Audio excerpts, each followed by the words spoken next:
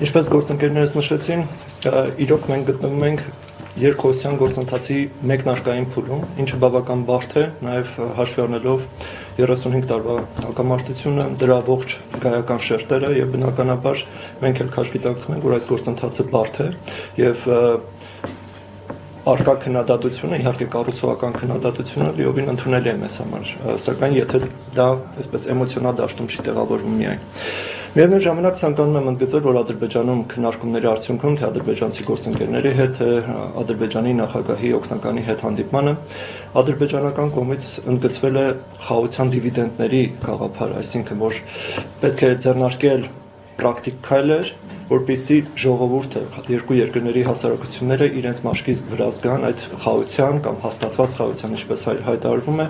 դրա օգուտները, դրա արդյունքները եւ բնականաբար բանակցություններ, քննարկումներ են ընթանում նաեւ այս ուղղությամբ տարբեր պրակտիկ ծրագրերի վերաբերյալ։ Միևնույն ժամանակ մեր կողմից հայկական կողմը հատկապես պարոն Հաջիևի հետ հանդիպմանը բարձրացրել է տարբեր գրգռիչ գործոնների չեզոքացման խնդիրը, այսինքն դրանցից է օրինակ ադրբեջանական տարբեր մակարդակի պաշտոնյաների կողմից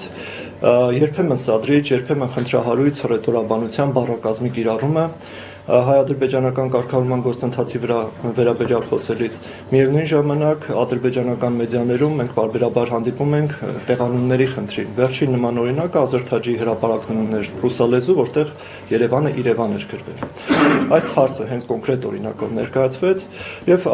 ադրբեջանական կողմը առնվազն համաձայն է այն գաղափարի հետ, որ այո, պետք է առավել մեծ ուշադրություն դարձնել այս խնդրին, հռետորաբանության եւ տեղանունների խնդրին, փորձել հնարավորինս նվազեցնել նման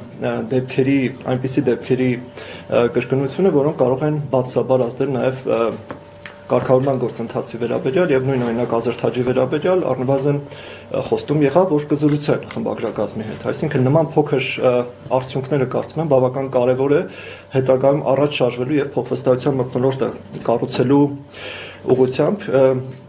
Ինչպես նշեցին գործընկերներս, ամենատարբեր զգայուն հարցեր քննարկել ենք եւ Տիկին Սուլթանյանն էլ ընդգծեց հատկապես գերիների հարցը եւ ելի հաշվի առնելով մեր հանրային արձագանքները կարծում եմ բավական կարեւոր է արձանագրել, որ